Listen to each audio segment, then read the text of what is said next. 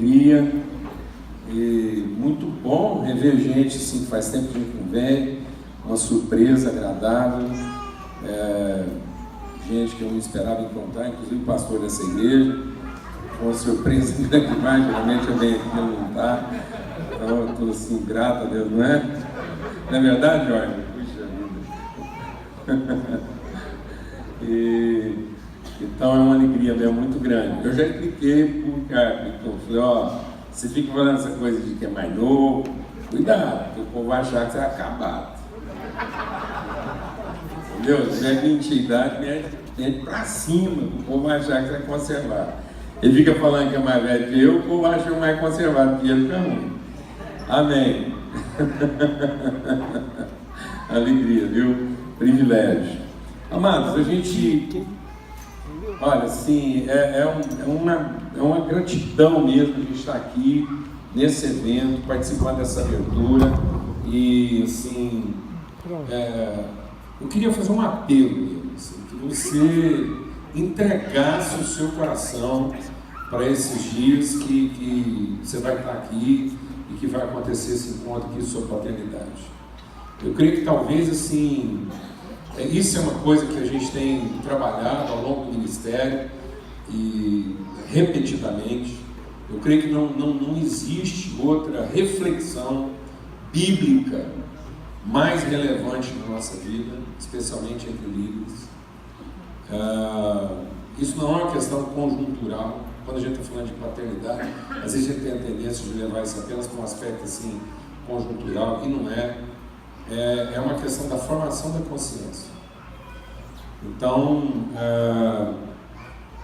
eu queria fazer esse apelo mesmo, que você se aplicasse, se dedicasse e tomasse essa conferência aqui, talvez, se ainda não aconteceu na sua vida, como ponto de partida para uma reflexão assim, para o resto dos seus dias. Pra vocês terem uma ideia, quando a gente começou o ministério na Uberlândia, há praticamente 30 anos atrás, eu pastoreei uma congregação lá por quase 11 anos.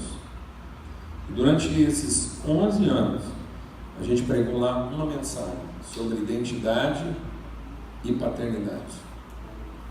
Podia mudar a forma, a abordagem, mas a temática era sempre essa. E continua de alguma forma sendo mais ou menos isso. Eu queria... Para esse assunto da paternidade, eu queria sugerir que depois você meditasse na carta de Paulo aos Gálatas, para a gente entender a relevância desse assunto. Quando essa questão da paternidade ela não é bem compreendida, para onde é que nós somos arrastados? Não compreender, não discernir a questão da paternidade é não discernir aquilo que é o propósito eterno de Deus na criação do Cristo. Então, se nós não estamos conscientes, se nós não estamos assim, com a nossa consciência formada numa revelação de paternidade, nós podemos estar passando de lado daquilo que é a vontade eterna de Deus para a nossa vida, o propósito para a nossa vida. Amém? Então, e aí um trecho, uma das partes de Gálatas que resume isso, é o que está aqui no capítulo 4, né? Paulo vem falando sobre isso, ele compara a questão lá, ele vai na sequência falar, ele está falando sobre isso aqui, sobre aqui no capítulo 4, nós não vamos ler todo o texto, mas depois ele vai falar sobre a questão lá de Sara e Agar, né? Como é que Deus está tipificando essa questão lá, usando a vida de Abraão, para entender onde é que nós podemos nos desviar da fé e sermos arrastados para a crença. E às vezes nós estamos sendo arrastados por uns trilhos, né? por um viés de crença religiosa e não de fé espiritual. E às vezes a igreja tem se tornado extremamente religiosa, pensando que com isso ela é espiritual. Então não há como desenvolver espiritualidade sadia sem a consciência da paternidade. E como é que isso afeta a nossa vida pessoal e as relações. E aí aqui no capítulo 4 ele diz assim: digo, pois, que durante o tempo em que o herdeiro é menino, em nada ele é diferente do escravo, apesar dele ser senhor de tudo. Mas ele está sob tutores e curadores até o tempo predeterminado pelo Pai.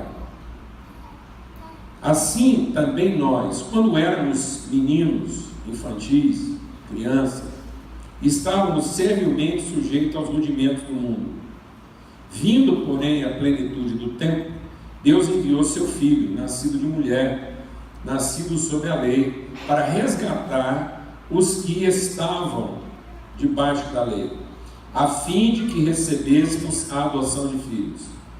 E porque vocês são filhos, enviou Deus ao nosso coração o Espírito do seu Filho, que clama, Abba, Pai. De sorte que já não somos escravos, porém filhos. Você já não é escravo, porém filho. E sendo filho, é também herdeiro por Deus. Para a gente tratar dessa questão, eu queria, quem me conhece aqui, minha formação é engenharia civil. Então, por formação, e dentro daquilo que é a minha vivência profissional e também ministerial, a gente não pode levantar um prédio sem garantir a qualidade das fundações. E o que são as fundações? São os aspectos subjetivos. E às vezes a gente tem adotado, né, uma praxis de tratar, abordar os assuntos de maneira muito prática, muito dogmática, muito sistemática, e não sistêmica, e não orgânica, abordando aquilo que são os aspectos subjetivos. E não tem como falar sobre paternidade se a gente não mergulhar no mundo invisível, como nós vamos ver, porque o universo da paternidade é o universo invisível. É exatamente esse aspecto subjetivos que muitas vezes, dentro de uma sociedade, de uma cultura, de uma humanidade cada vez mais pragmática, cada vez mais cartesiana, cada vez mais focada em resultados, elas negligenciam os aspectos subjetivos. Então, para a gente falar desse texto, eu queria lembrar também um outro texto que está lá em Romanos 8, que é um texto muito conhecido, é um clássico, né, da reflexão cristã, que é: nós não recebemos de novo espírito de servidão para vivermos novamente atemorizados, mas recebemos espírito de adoção, pelo qual clamamos, Abba, Pai. Então esse é o espírito que nós recebemos. Então, tanto lá aos Romanos como aos Gálatas, Paulo está fazendo esse contraponto entre duas formas de pensamento que pode dominar o homem, que é o pensamento da consciência de um filho e o pensamento da expectativa de um servo. Então, são essas as duas orientações que vão reger o pensamento humano. Ou nós vamos pensar como um servo, e isso é a nossa forma primária do pensamento, é a forma instintiva do pensamento, é pensar como um servo, ou nós vamos, pelo poder do Espírito Santo, na relação com o Pai, desenvolver uma consciência de filho. Amém? Então, para a gente tratar sobre isso, nós temos que voltar lá em Gênesis e olhar para a palavra de Deus e olhar para a nossa relação com Deus na perspectiva da sua vontade e não do seu poder. O propósito de Deus, deixa Deus ministrar o nosso coração aqui, o propósito de Deus, ao contrário daquilo que muitas vezes é a nossa relação instintiva, a nossa relação quase que intuitiva. Então às vezes nós estamos tendo uma relação com Deus intuitiva, instintiva, devocional, quase animal e não consciente. Então o propósito de Deus na criação era segundo a vontade de um Pai e não o poder de um Deus. Então o que gerou todas as coisas, por isso que tudo que foi gerado em Cristo, o Filho. Então, o fundamento de toda a criação é a vontade de um Pai, ou do Pai. Paulo deixa isso muito claro escrevendo aos Efésios, onde ele diz lá que a vontade eterna de Deus era formar uma família de filhos. Ele nos predestinou. Isso é um tema lá polêmico, falar sobre isso, mas nós vamos falar sobre isso. E ele predestinou para que nós sejamos o quê? Filhos por adoção. Então, a criação ela está fundamentada na vontade de Deus e não no seu poder. Então, o que gerou todas as coisas é a vontade do Pai e não o poder de Deus. Porque a criação, ela não está sendo gerada a partir de um Deus que quer ser reconhecido no poder, mas do Pai que quer ser conhecido na vontade.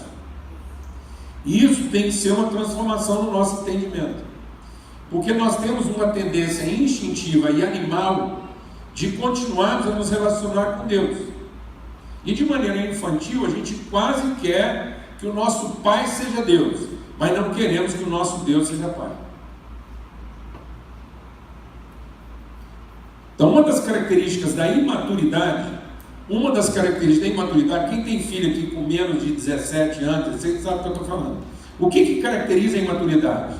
O jovem, quando ele está querendo se empoderar, ele quer que o seu pai seja Deus, mas ele não quer que o seu Deus seja Pai. Ele quer o carro, o dinheiro, as oportunidades, as garantias, mas ele não quer a conversa. O Senhor me dá o carro, o dinheiro, me libera, me empodera, mas não fala comigo o que eu tenho que fazer com isso.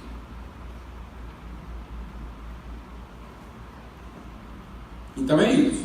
É instintivo, é quase animal, que o cachorro quer que o seu dono seja Deus, mas ele nunca vai ter a consciência de que o seu Deus é Pai. Ele não tem consciência da relação, apesar de ele pretender sempre o benefício.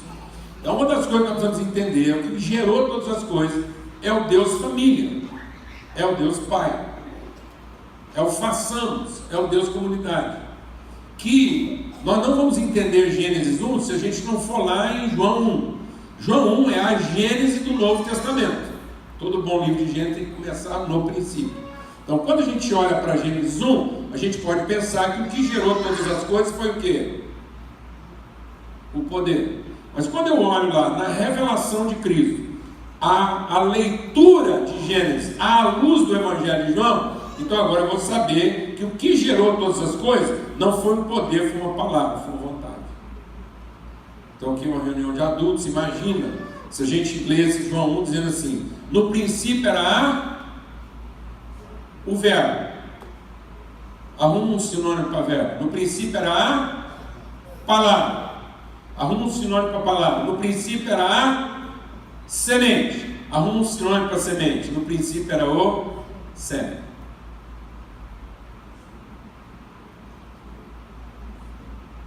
Amém, irmãos?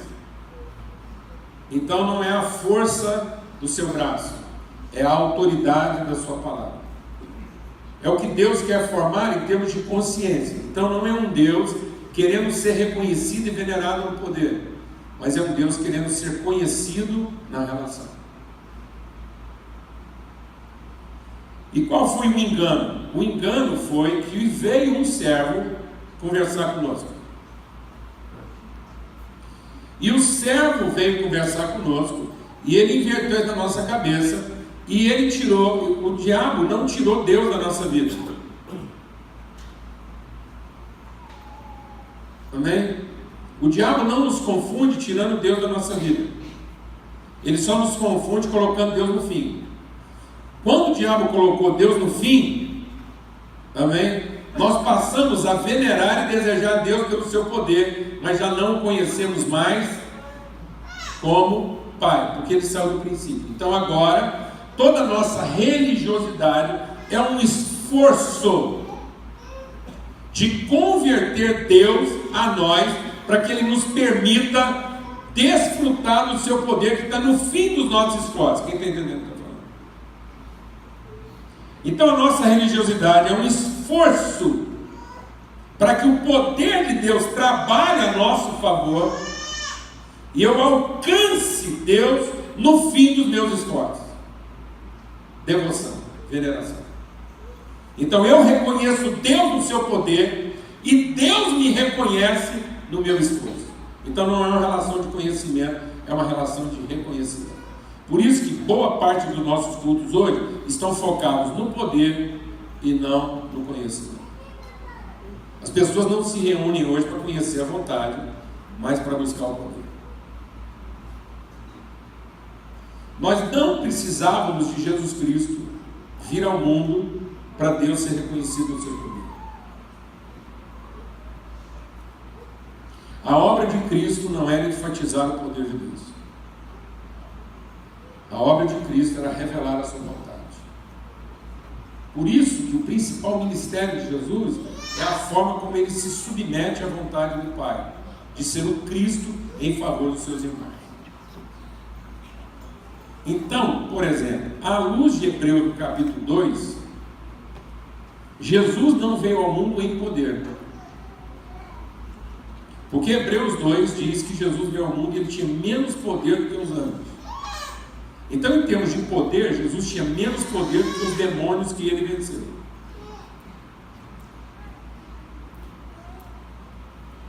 Amém? À luz da palavra de Deus, Jesus tinha menos poder do que os anjos, os demônios que ele venceu. Porque Jesus não venceu os demônios com poder. Quem precisa de poder é o servo que vai fazer o serviço.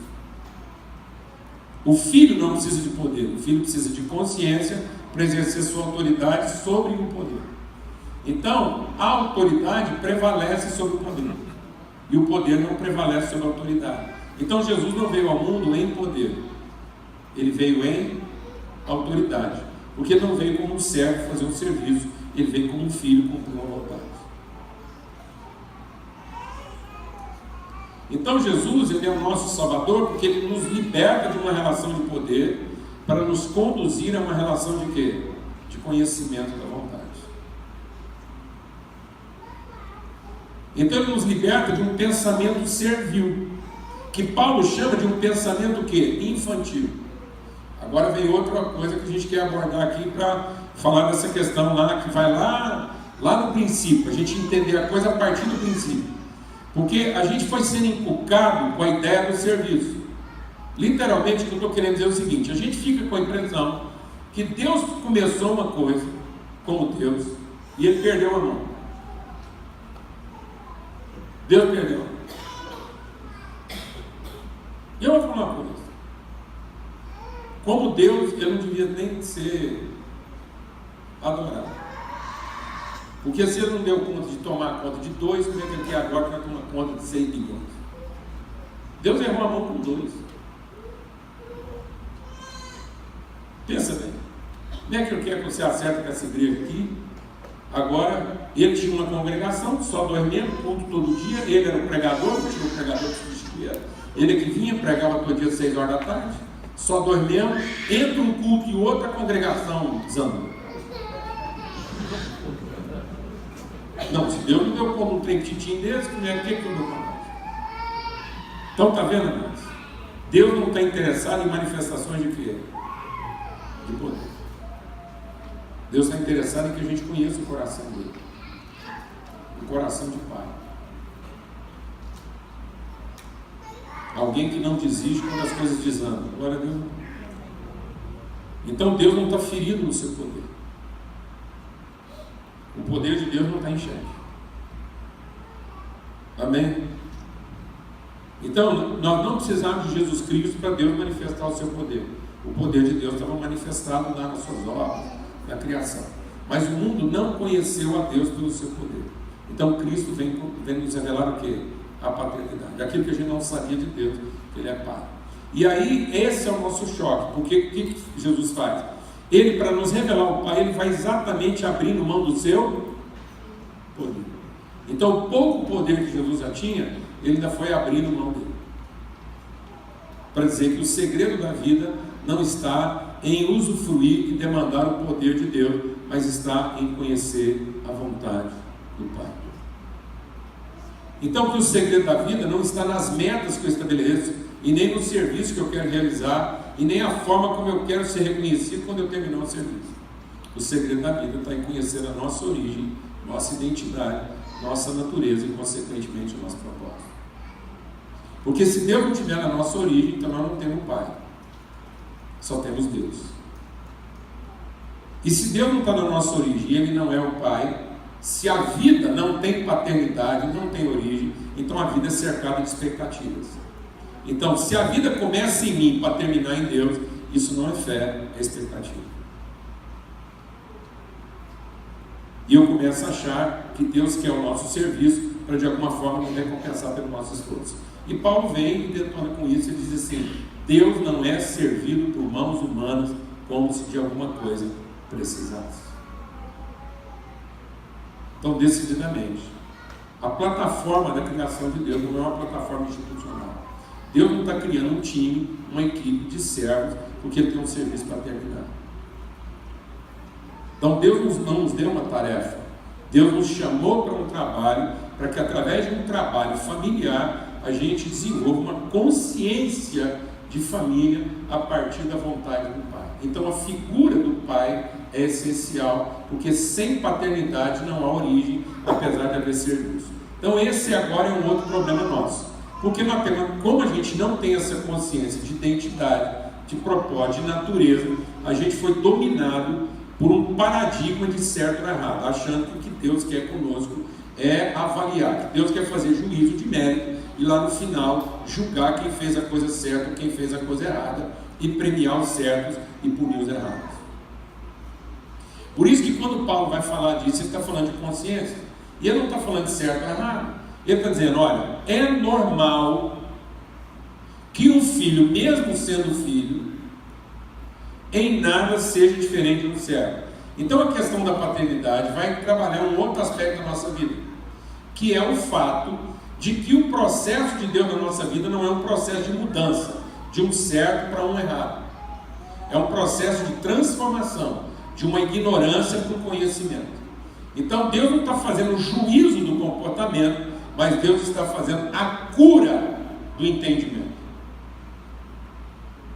A vida cristã não é para pautar o comportamento, mas é para iluminar o entendimento. Então não adianta estar fazendo a coisa certa se isso não está transformando a nossa consciência. Então o pior da igreja e o pior da família não é a coisa errada que nós fazemos. É o certo que nós continuamos a fazer sem que isso transforme a nossa consciência de quem nós somos, de qual é o verdadeiro propósito da nossa vida. Então Deus não nos deu um serviço para fazer como um Deus querendo ser reconhecido no seu poder. Ele é um Pai que nos chamou para o trabalho, para que através do trabalho nossa consciência seja transformada a respeito de quem de fato nós somos e qual é a natureza da nossa relação. Vou explicar isso melhor usando um exemplo que eu sempre uso para esclarecer isso mais fácil. É o seguinte: quando você quer um carro limpo, você chama um lavador de carro. E se o carro não ficar limpo, você não paga até o carro ficar limpo. Mas quando você chama um filho para lavar o carro com você, a última coisa que você está pensando é em ter o carro limpo.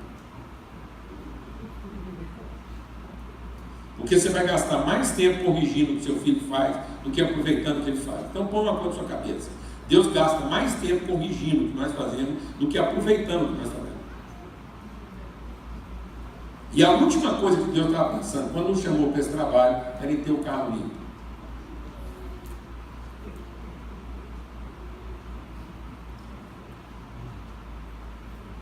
Amém? Mas aí aparece um Satanás e faz a gente pensar que a identidade é posterior ao serviço. Porque a frase do diabo, ela resumida, diz o seguinte: no dia em que você fizer, então você será. E o princípio familiar de Deus é totalmente diferente disso. Porque Deus diz assim: façamos a imagem de quem nós somos. Então Deus parte de um princípio invisível, subjetivo, de modo que aquilo que será feito é para dar materialidade ao subjetivo e ao invisível. Então todo o trabalho de Deus é para dar materialidade à verdade na sua subjetividade e na sua invisibilidade. E o diabo vem e diz o seguinte: não há identidade, você não é nada, você só tem um serviço para fazer, e no dia que você fizer alguma coisa, você vai se tornar aquilo que você não é. E essa é a marca da nossa religiosidade. Nós estamos ensinando as pessoas a fazerem tudo na vida cristã, para que através do serviço elas sejam reconhecidas ou possam ter o reconhecimento que elas merecem. Então a gente não ora porque isso é da nossa natureza. A gente ora motivado pelo benefício que a gente quer receber. A gente não canta nem louva porque isso é da nossa natureza. A gente canta e louva porque essa é a forma que a gente encontrou de converter Deus. Então, a gente dá dinheiro, e não é porque isso é expressão da nossa identidade, mas isso é uma forma de fazer troco com Deus. Então, o que o Paulo está dizendo aqui é que se não houver em nós uma consciência de família, tudo vai se resumir ao quê? A serviço. Então não é um certo errado. O nosso maior engano hoje é porque nós transformamos a nossa relação de vida. O mundo hoje está se relacionando a partir do quê? Da demanda. Então há uma demanda, há uma fome, há uma necessidade, nós temos que resolver essa necessidade. Então hoje o que rege é o apetite. A palavra de Deus diz que onde não há consciência de identidade, nós fizemos do nosso ventre o nosso Deus. Enquanto a paternidade habita a consciência, a divindade habita o ventre. Fala devagar, porque às vezes você não prestou atenção. Enquanto a paternidade habita a consciência, a divindade habita o ventre. E não tem nada de errado em alimentar o ventre, desde que isso esteja transformando a nossa consciência. Fazer isso numa pergunta prática. Quando você senta numa mesa, como bom cristão, e dá graças pela comida, você está agradecendo a comida ou o privilégio da comunhão? Seja honesto. Te ensinaram a orar, todo mundo aprendeu a orar, e que crente tem que orar antes de comer. Então, quando você senta e ora, antes de comer, você está agradecendo a comida ou o privilégio de repartir seu pão com alguém? Seja honesto. Quem agradece a comida? As crianças. Pode chamar.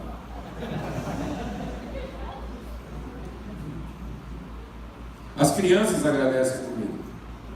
Porque tem mente de quê? De certo. A criança não ama a relação. A criança ama o peito. A criança não ama a mãe. Ela ama o benefício. Então a criança não ama, ela gosta. E gosta muito. E o fato de a gente gostar muito e querer muito faz a gente pensar que a gente ama. Então esse é o nosso mundo o quê? É o mundo das sensações, das emoções, das necessidades, das importâncias. Então até hoje como igreja, a gente está fazendo as coisas ou porque são necessárias ou porque são importantes. Se deixarem de ser necessárias ou importantes, não param de fazer. Se não precisar mais, a gente não ora mais. E se alguém falar também que não está precisando de dinheiro, ninguém oferta mais também.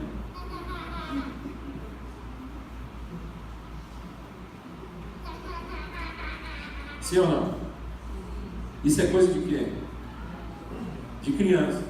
Então, está vendo? Não é um errado. É um certo que não está transformando a nossa consciência.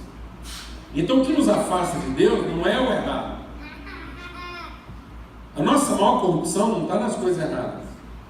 A nossa maior corrupção está em não conhecer a natureza e o propósito das coisas certas que fazemos. Então, o nosso problema é que as coisas certas deixam de ser boas. E por que elas deixam de ser boas? Porque elas não estão transformando a nossa consciência. Elas não estão nos levando à maturidade. E por que elas não estão nos levando à maturidade? Porque nós fazemos essas coisas voltadas para o fim e não pela consciência do princípio. Então é um mundo de filhos bastardos.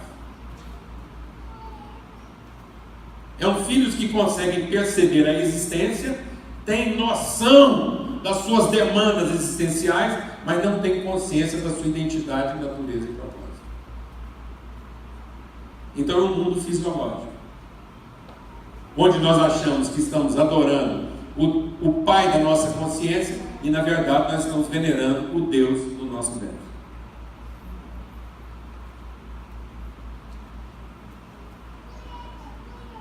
Amém? Então isso são filhos o quê? Bastardos. Quando Paulo está falando do tempo de plenitude, ele está falando do tempo do quê? Da maturidade. Vindo o tempo da maturidade, a gente deixa de pensar com o menino, agir com o menino. Ele falou isso aos Coríntios, falou isso aos Romanos, ele diz o quê? Então, o que é o tempo da maturidade? É quando eu deixo de ter o espírito de servidão. É quando eu deixo de pensar como empregado.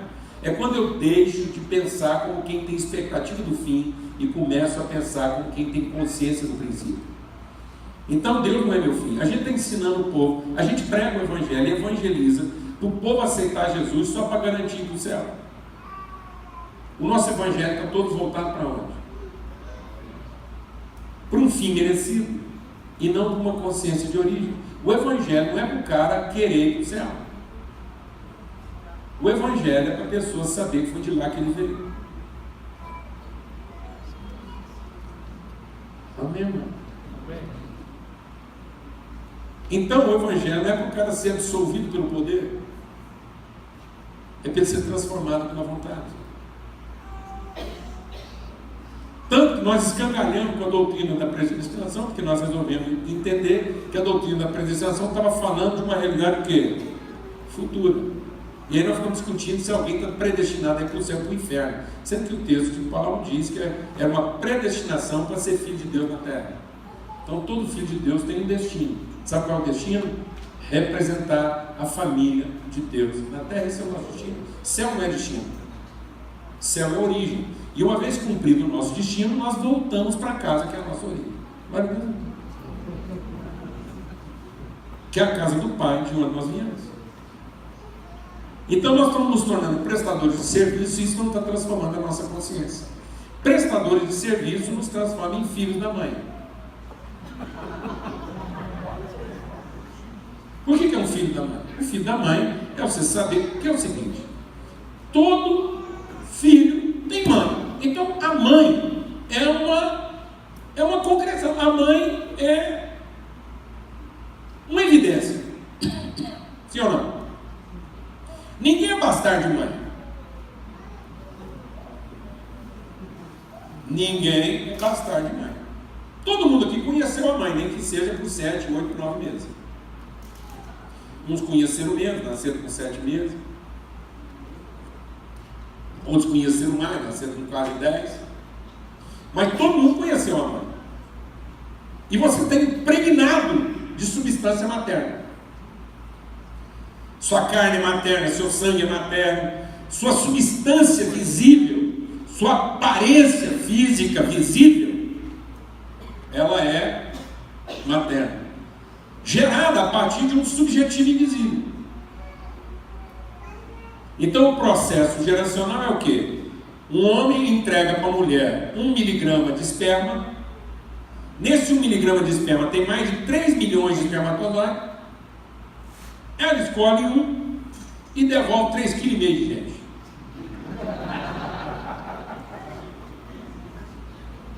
Então o universo feminino é o universo das concreções, das evidências. Agora, se eu tenho uma evidência sem consciência de origem, isso configura uma situação o quê? Bastarda. Por isso que é vergonhoso a questão da viuvez, a questão do filho bastardo, porque você tem, ninguém tem dúvida da realidade, mas há uma dúvida de quê? De identidade.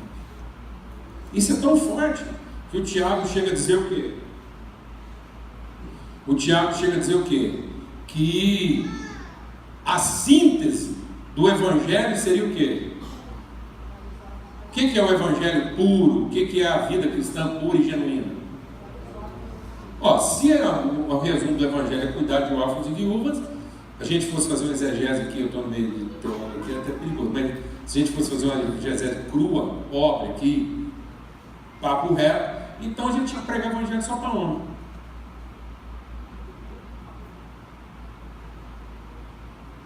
Porque os homens iam converter, iam cuidar do problema das viúvas e dos órfãos, acabava o problema da humanidade.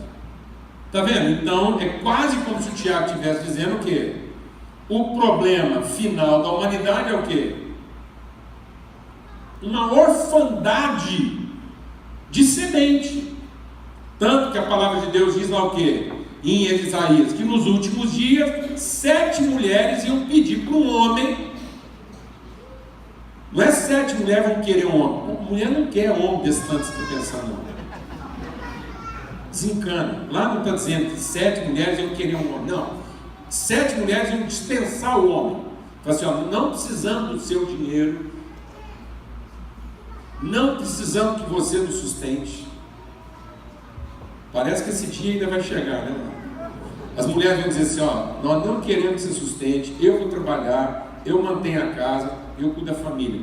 Eu só preciso que você me empreste o seu nome. Por que as mulheres vão estar dizendo isso? Para que ninguém achasse que o filho dela era o quê? Fruto de um serviço mal pago. Fruto de uma relação comercial. Então nós queremos a vida comercial, mas não queremos a evidência do comércio. A humanidade optou por uma relação de troca, mas não quer sofrer a vergonha de ser mercadoria. Quem está entendendo aqui? Então esse é o dilema humano. Por quê? Porque a doutrina que se apoderou da mente do homem, que a palavra de Deus diz que a sabedoria do homem é o quê? Animal, terrena e demoníaca. Por que animal? Porque é fisiológica. Pautada em quê? Necessidades. É terrena, porque é pautada em quê? Em prioridades e importâncias. E é demoníaca, porque é negociada. E o Lúcifer não virou diabo porque pensou em fazer uma coisa errada. O diabo não caiu porque ele pensou em fazer uma coisa errada. O diabo caiu e se tornou Lúcifer. O Lúcifer se tornou Satanás, melhor dizendo, não porque ele pensou em fazer uma coisa errada. Não foi a partir de um erro. O Lúcifer se tornou diabo porque ele pensou em tirar proveito do certo que ele fazia. Ele incorporou o comércio às suas atividades. Então ele manteve o interesse de fim sem referência de quê? De origem. Uma condição que? Prostituta. Por isso que Babilônia é a mãe de todas as prostituições, porque o diabo é um inventor do quê? Ele é um inventor do comércio, em que você não faz mais as coisas pela consciência de quem você é e do que você tem para oferecer, mas você faz todas as coisas ou por necessidade ou por interesse. Então o diabo é o inventor do comércio. E a religião é a forma mítica de beatificar o comércio. Por isso que quando Jesus veio ao templo, ele não mexeu na liturgia, não mexeu no corpo doutrinário, ele não fez nada.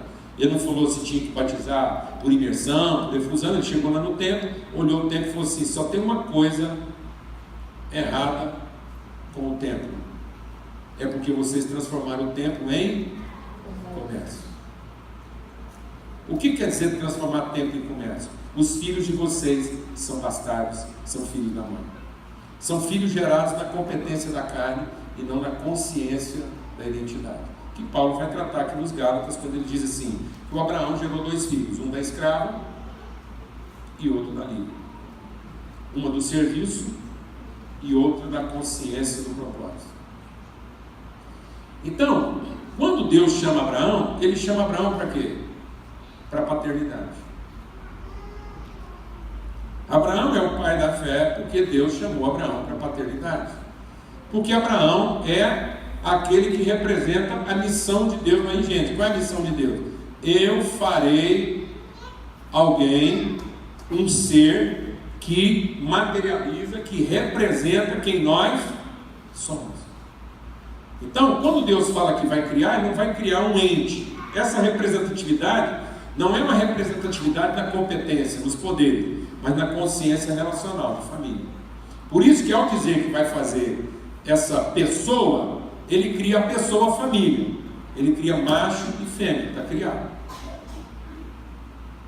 Só que na hora de formar, ele vai formar um ser que é por natureza doador. Então ele cria um ser relacional, mas não forma esse ser em 2 partes. Ele forma esse ser único, de modo que esse ser já carrega intrínseco na sua identidade a natureza paterna, porque o Adão tem que ser pai da família, e ele dá à luz a própria esposa. Amém?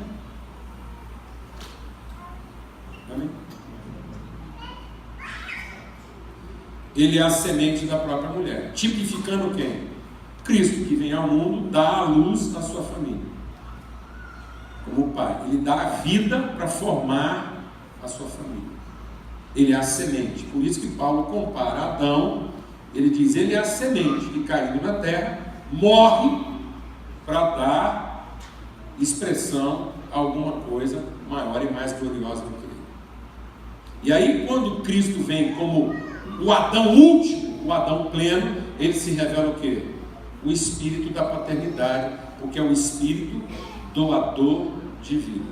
Ou seja, não é alguém que faz nada para receber por merecimento, ou por necessidade, ou por demanda, mas pela consciência de expressar, comunicar e dar materialidade às virtudes. Então a essência da paternidade é subjetiva. A essência da paternidade é o sêmen, é a semente, é a parte oculta. Por isso essa questão da paternidade hoje ela é tão negligenciada. Por quê? Porque nós vivemos um mundo que não quer tratar das coisas subjetivas. Não quer ter essa conversa demorada que nós temos aqui, que parece tão nó na nossa cabeça. Por quê? Porque nós queremos o quê? As coisas pragmáticas. A gente vai falar de paternidade, queremos regra, queremos estrutura, queremos metodologia. Mas quando Deus está chamando Abraão, Ele está chamando Abraão por uma coisa o quê? Subjetiva. Tanto que Abraão é aquele que vai crer na promessa e ele começa a chamar à existência as coisas que não são como se já fossem. Essa é a essência da paternidade. É o grão invisível, é o germe que não pode ser visto, é a visibilidade, é a realidade formada a partir do invisível. Então, quando a gente abstrai, quando a gente remove a questão paterna, a figura paterna, a semente, o que nós temos? Nós temos o visível predominando. Então agora eu não sou movido de uma consciência do invisível, das virtudes invisíveis para dar materialidade a isso. Eu sou movido pelo quê? Pelo que os meus olhos veem e a minha cobiça determina. Então meu esforço é para ser o que eu não sou e para ter o que eu não tenho, e não para dar materialidade à pessoa. É isso que acontece quando você tira a figura paterna da sociedade. Porque agora você tem filhos de mãe. Com todo respeito, agora vamos entender isso aqui, para a gente não entender isso nessa discussão desgraçada de gênero que nós estamos vivendo no país. É o seguinte, quando Deus disse então que ia criar o homem, Ele está falando da pessoa. E aí Deus está criando uma pessoa para gerar uma consciência. E não para gerar uma relação de direitos. Glória a Deus, não. Nós não estamos discutindo aqui direito de homem, direito de mulher, quem manda na casa, quem não manda. Pelo amor de Deus, nós infantilizamos o processo.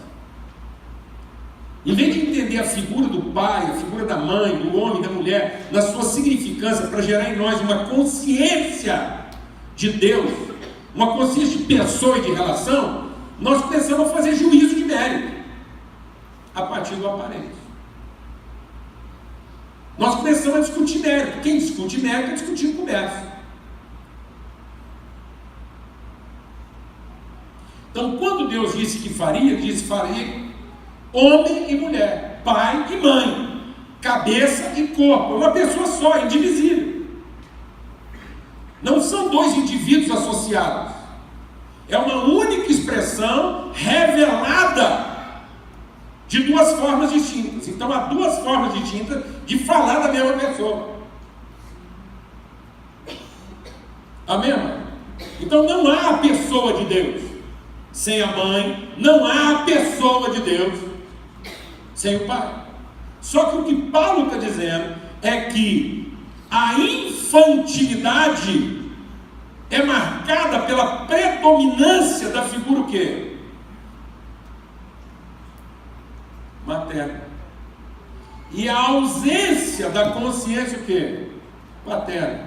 Por quê? Porque nós temos essas figuras como o sêmen e o corpo, a cabeça e o corpo. Então a figura materna, ela é mais evidentemente caracterizada pelo quê? Pelo serviço, pelo suprimento, pela realização. Tanto é que a mulher tem 10 vezes mais capacidade operacional do que o homem. Ele é o corpo. O corpo é caracterizado pelos membros funcionais, enquanto que a cabeça é caracterizada pelos seus aspectos do quê? Percepção, reflexão, identificação. São funções que se completam e não que competem. é a pessoa na sua relação. Não há vida sem a harmonia relacional. Paulo não tem dificuldade de falar sobre isso. Ele diz: eu fui mãe de vocês e também fui pai. Porque Paulo está falando da sua evolução de consciência. Porque agora ele entende, ele incorpora na consciência dele o que representa o papel materno. Então ele é um homem que não tem dificuldade de ter ações de mãe. Como ele poderia ser uma mulher que não tem dificuldade de ter consciência de pai? Amém, irmãos? E nós dissociamos isso. Sendo que Deus está formando é a pessoa. Em Cristo essa pessoa é completa. Mas a gente ficou tão religioso que quando a gente fala de Cristo, seja honesto, você está pensando em quem? Tu és o Cristo, o Filho de Deus. Seja honesto, você está pensando em quem?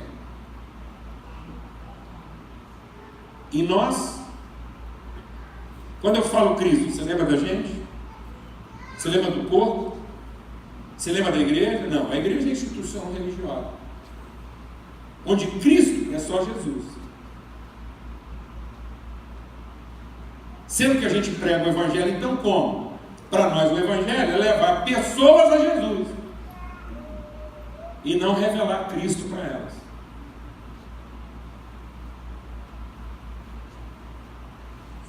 Porque nós pregamos o Evangelho, que é puramente o quê? Comportamental. Mas não é uma relação de transformação de consciência. Então nós não sentimos Cristo. Nós não temos que subir na cruz. Nós não temos que ser crucificados em favor dos irmãos. E sabe por que nós não subimos na cruz? Por que nós não queremos ser crucificados em favor dos irmãos? Vou explicar por quê. Porque nós somos filhos da mãe.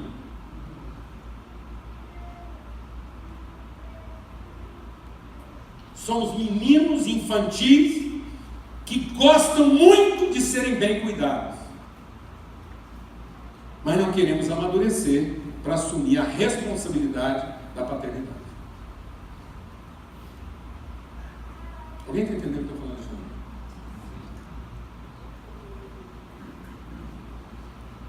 Então, se a figura de homem e mulher é corpo e cabeça, a palavra de Deus diz que nós temos mente de Cristo. E como mente de Cristo, nós temos que ter mente de pai. Isso quer dizer o seguinte: que a salvação da igreja está em que ela se comporte como mãe, mas tenha consciência de quê? De pai.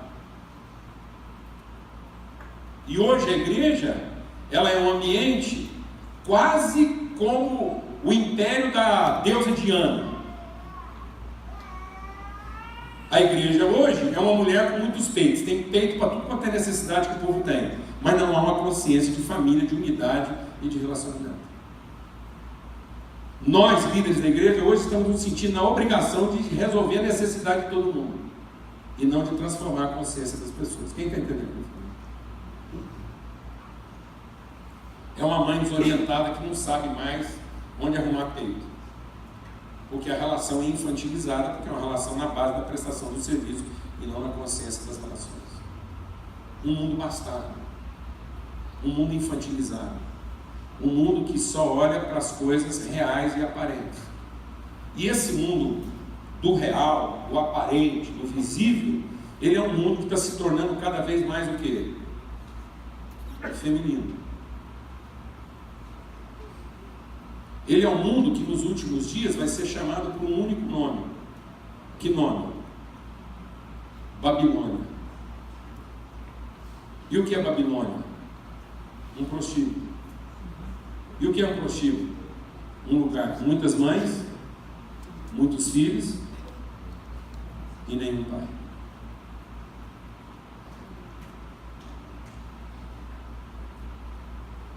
Quando Paulo fala disso, ele fala que Babilônia e Agar é a Jerusalém terrena. Então talvez a maior Babilônia do mundo hoje esteja onde?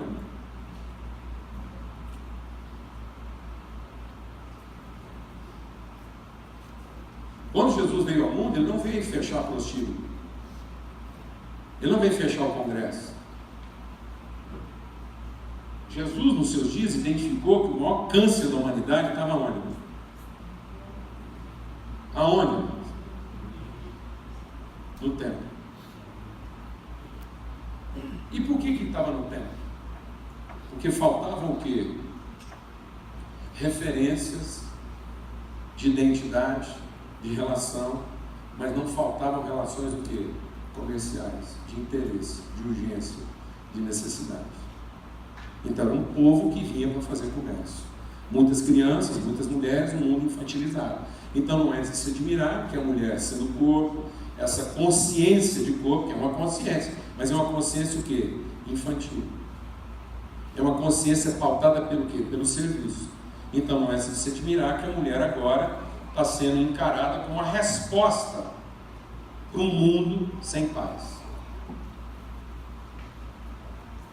Porque agora a mulher teve que cuidar dos filhos e ainda tem que adotar os maridos. A maioria dos aconselhamentos que a gente faz hoje é de mulheres cansadas, porque elas tiveram que adotar seus maridos como seus filhos mais velhos.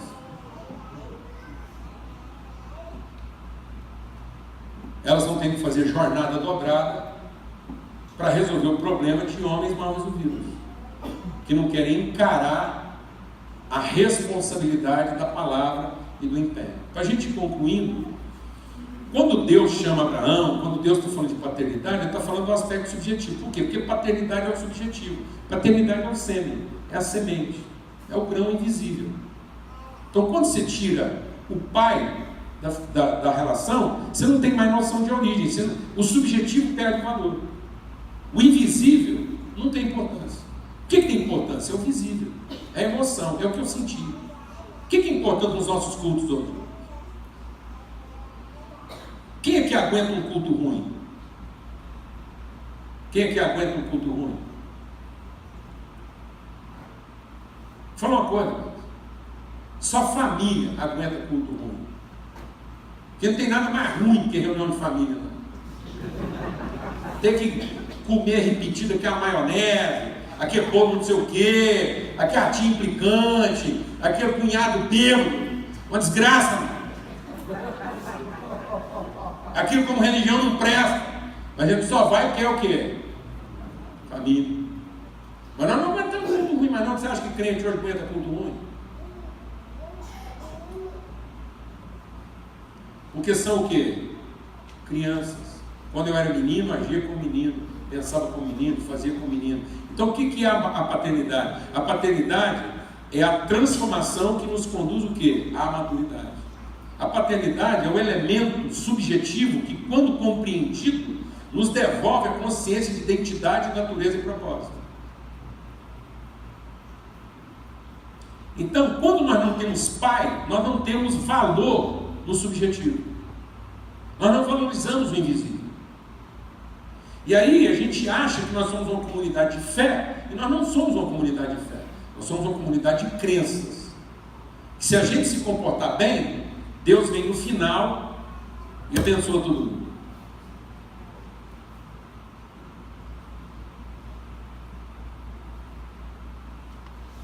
É isso. Se a gente fizer um culto bom, até Deus gosta, e gostando, Ele abençoa mais. Isso é crença, isso não é fé. A fé não é para mim. A fé não é porque eu vou receber. A fé é a certeza do que eu tenho para oferecer. Vou falar devagar. A fé não é a expectativa do que eu vou receber. A fé é a convicção inabalável do que eu tenho para oferecer. A fé não é a expectativa do que eu quero ser. A fé é a certeza de quem eu sou e o que será gerado através da minha vida. Por isso a gente está lendo a Bíblia dos meninos. A Bíblia dos meninos diz assim: a fé é a certeza das coisas que não se veem, a firme convicção das coisas que se esperam. E quando eu leio isso, eu não estou pensando no quem, eu estou pensando nos quês. E aí eu falo, a fé é a certeza das coisas que não se veem, a firme convicção das coisas que se esperam. Aí eu já penso que fé é para carro, casa, dinheiro, ministério. Deus é poderoso para operar muito além do que eu sou capaz de pedir ou pensar. Eu já estou pensando nos quês todos. Ou não? Mas não estou pensando no quem, não. A fé é a certeza das coisas que ainda não se veem. Eu já sou a pessoa que eu ainda não vejo que sou, mas Deus vai operar em mim e eu serei pai de muitos filhos. A vida vai passar por nós. Filhos de Deus vão ser gerados a partir da minha semente. E não apenas cuidados através do meu serviço. Quem está entendendo isso? Agora nós estamos perdendo o aspecto subjetivo do seu valor. Por que, amado? Porque paternidade é exclusivamente fé. Por quê? Porque todo pai é pai porque crê. Certeza mesmo quem tem é a mãe. Está entendendo? Com respeito de todas as mulheres que estão aqui. Por isso que pai fica doido para achar um trem que parece. Para se enganar. Aí inventaram exame de DNA, bobagem. Prenderam uma mulher no Recife que cobrava R$50 para falta de 50 DNA. Que de novo exame de DNA que é? Você entrega um negocinho lá, eles vão para lá, mistura com não sei o que, volta com papel assinado de você. Crê.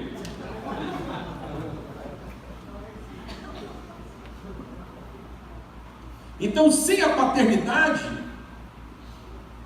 não é fé.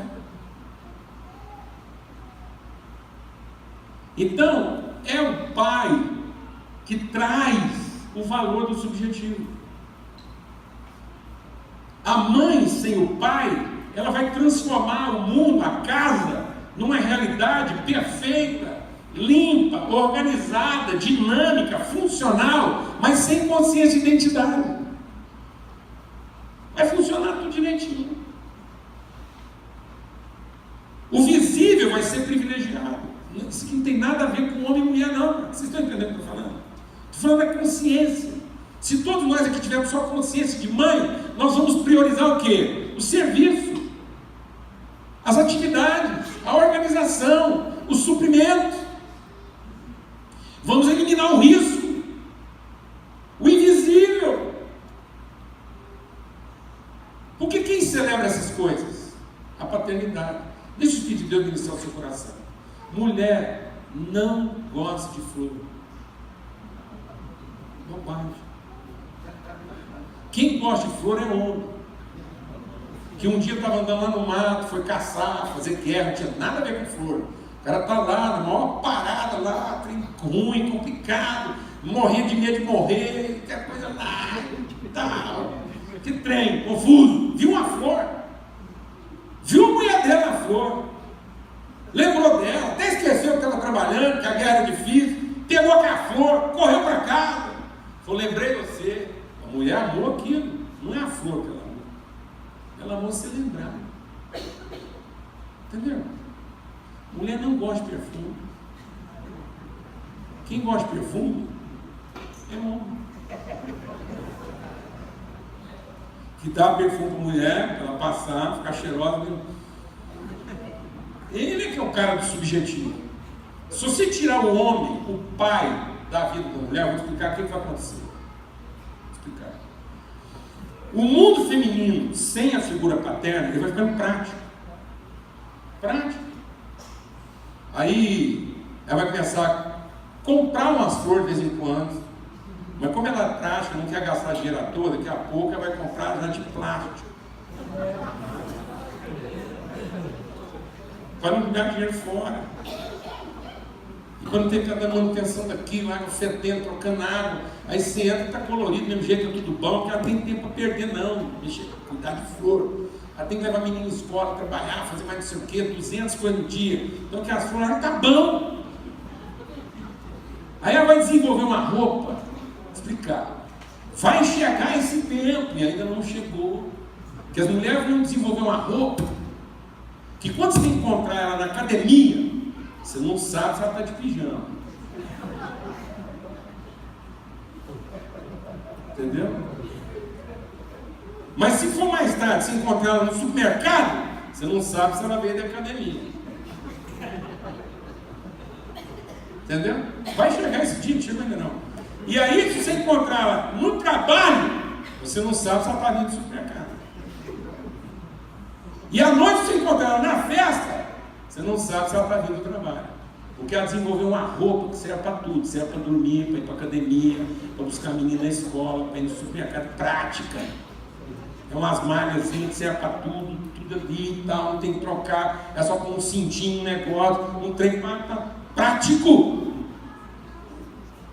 Quem gosta desses trens sofisticados, essas roupas produzidas, esse negócio, é homem. Entendeu? Mas se as mulheres pudessem ficar livres de nós, acabava com isso tudo. Né? E o mundo ia ser mais barato, mais rápido, funcional, e ela só ia gastar trem com o que é necessário e que é importante. Porque quem que levava a família para um abismo, ver o sol se pôr? Mãe. É mãe que tem esse programa. Hoje, sábado, nós vamos para a beira de um rio e de água passar. É mãe que tem essas ideias? Não. É mãe. É mãe que gosta de fazer uma viagem, parar em 10 lugares diferentes. Não. Mãe é o seguinte, ela faz uma marmita para sair de casa para não ter que parar. Se der para levar a garrafinha para fazer o xixi dentro do carro, para não ter que descer, porque não quer chegar rápido. Mas o homem não. O pai quer parar para ensinar, explicar como é que é pai comer sopa, que tipo de comida que tem aqui. Porque o homem tem essas coisas. Que é o pai.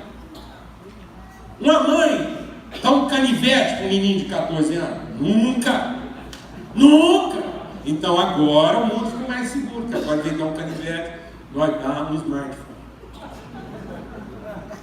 Em vez de levar menino para beira de um rio, um mato, correr um risco, sabe lá se volta, a galera para o shopping center, com uma piscina de bolinha, e fica lá, enquanto ele está lá sossegado, não pode estar no smartphone. Alguém que está entendendo o que eu estou falando, mano? Porque acabou, meu irmão, o subjetivo. Quem que inventou a serenata? Acordar os outros de madrugada, tomar chuva, andar a pé, cantar uma música, tomar buchada. Tem mais sem sentido, irmão. Achar que a mulher vai gostar de você porque você acordar de madrugada cantando mal pra miséria. Quem que inventou isso? Acabou, irmão. Essas bobagens, tudo. Essas coisas subjetivas, que obriga o negócio, a pessoa a mudar o horário, mexer no ritmo, correr um risco, está acabando. E sabe por que está acabando? Sabe por quê? Não é porque não tem homem, mas os homens preferiram continuar meninos.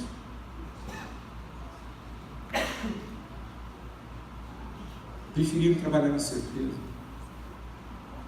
eliminar o subjetivo, preferiram substituir sua fé pelas suas crenças. Não querem mais o risco, não querem mais o invisível. A realidade se tornou nossa verdade. Sabe o que os nossos filhos veem na tela? É uma realidade. Aquilo que eles estão vendo é real. Deixa eu te dizer uma coisa, um desenho animado é real. Por isso não adianta depois dizer para ele que não é verdade. Sabe por quê? Porque é real. O mundo está escravo da realidade. Porque o filho de uma prostituta ou de uma viúva é real. Só não é de verdade. Porque a verdade não está nos aspectos visíveis e aparentes. A verdade está na consciência dos aspectos o quê? Invisíveis. Eu já estourei o tempo mesmo aqui, mas eu queria só concluir terminando com a figura de Abraão. O que significa essa figura paterna que Deus falou, te farei pai de muitas nações? Porque o Abraão representa o invisível. A paternidade representa o invisível. A fé é o que não se vê. Relações formadas a partir de uma palavra empenhada e de um compromisso assumido. E não de uma satisfação contemplada. Nós não temos mais pais. Sabe por que não há mais pai?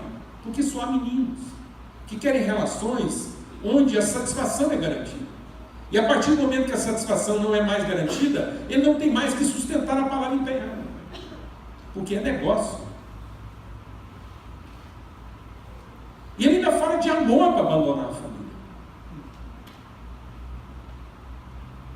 Ele mente dizendo que não ama mais.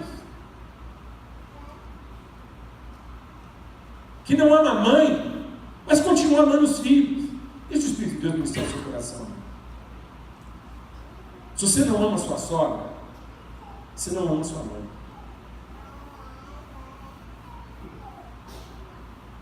Entendeu?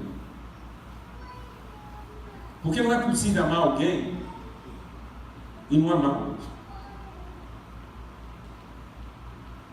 Você pode gostar da sua mãe e não gostar da sua sogra. Mas não tem jeito de você amar sua mãe e não amar sua sogra. Entendeu, irmão? Então, sem pai não tem invisível. A realidade se tornou nossa verdade. O que eu sinto é o que determina quem eu sou. E não o que eu creio. E o Abraão representa também o quê? A ruptura. O rompimento. Abraão fez uma festa quando o Isaac desmamou. Sem pai não há ruptura. Nós não estamos sabendo tratar nossas rupturas. Nós vivemos um mundo hoje que para haver ruptura tem que haver inimizade. Para cada um seguir o seu caminho, alguém tem que ficar magoado. Para um deixar a casa do outro, só se houver litígio. Nós não sabemos, nós não temos maturidade. A gente não sabe trabalhar diferenças e pegar na mão de um outro, o outro diz assim, agora você vai para a direita e eu vou para a esquerda. Isso é falta de maturidade, amados. Isso é de uma infantilidade, não saber trabalhar a ruptura. O Abraão soube trabalhar a ruptura. A falta da paternidade não está ensinando as pessoas a trabalhar a morte. Abraão apresentou a morte para o seu filho. E nós estamos achando que a vida é desfrutar disso aqui para sempre. E não entendemos que o significado da vida é o motivo pelo qual morremos.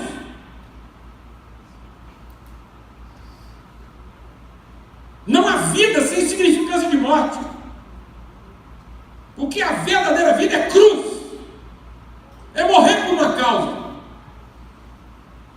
Onde não há pai, homens e mulheres não querem morrer em favor da família. Todas as atividades paternas envolviam morte. Um homem, quando saía de casa, tinha que estar muito bem resolvido. Porque ele ia fazer duas coisas só. Ou ele ia fazer guerra, ou ele ia fazer caça. E sabe o que isso significa? Que todos os dias ele ia enfrentar o quê? A morte. A mãe quer salvar os filhos da morte. O pai morre para que eles sejam salvos.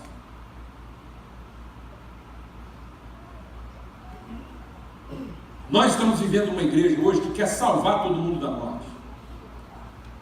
Em lugar de ensinar que a salvação está em morrer. E Abraão apresentou para o adolescente a morte. A confiança em Deus para morrer. E não para continuar vivendo a própria vida. Paternidade significa crer no invisível. É uma palavra empenhada e não um sentimento satisfeito. Paternidade significa saber trabalhar rupturas. Significa ser apresentado para a morte. E significa deixar um legado. A maioria das famílias hoje estão recebendo uma herança, mas não estão recebendo um legado. Não há história. Aliás, a maioria dos nossos jovens hoje querem esquecer a história que tem. Querem se apoderar logo da herança para ver se conseguem esquecer a história, usufruir na herança. E o principal atributo do pai não é deixar uma herança, para deixar um legado. Muito antigamente, quando havia algum tipo de perigo, as pessoas diziam assim: salvem primeiro as mulheres e crianças. Quem dizia isso? Os pais. Os pais. Mas parece que nós estamos vivendo a geração de Jacó. Para a gente se salvar, vamos colocar na frente nossas crianças e nossas mulheres. Amém? Então, paternidade é uma consciência para homens e mulheres. Sem consciência de paternidade, nós somos como uma mula. Nós estamos gerando processos a partir de sementes híbridas. E o que são sementes híbridas?